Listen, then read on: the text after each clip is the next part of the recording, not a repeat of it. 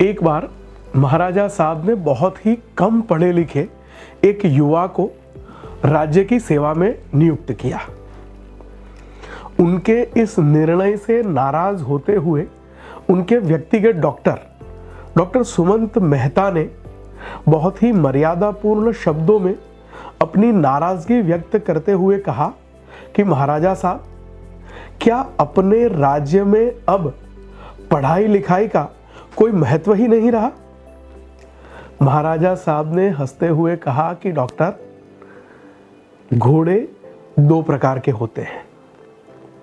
एक होते हैं शर्ती घोड़े, जिसे रेस हॉर्स कहा जाता है। ये घोड़े बहुत ही प्रशिक्षित होते हैं, तेज गति से दौड़ते हैं और रेस में दौड़ने के काम में आते हैं। दूसरे होते हैं कार्ट हॉर्स।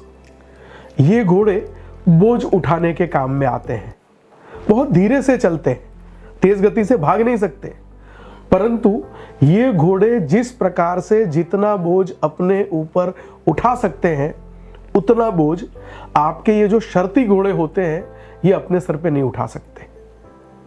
शर्ती घोड़ों का अपना काम होता है, कार्ट हॉर्स का अपना काम होता है।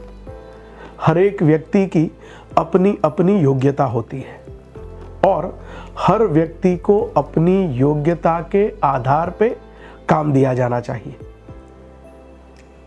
हर व्यक्ति अगर अपनी योग्यता के आधार पे काम प्राप्त करता है तो उसका उपयुक्त परिणाम मिल सकता है।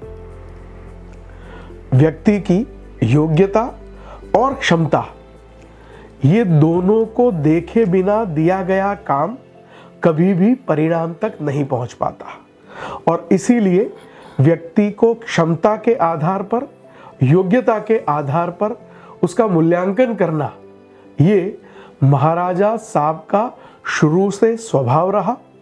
उन्होंने व्यक्ति की योग्यता और व्यक्ति की क्षमता को पहचानते हुए अलग अलग पद्धति से अलग अलग व्यक्ति को अलग अलग प्रकार के काम दिए और इसी पद्धति के आधार पर उन्होंने इच्छित परिणाम प्राप्त किए।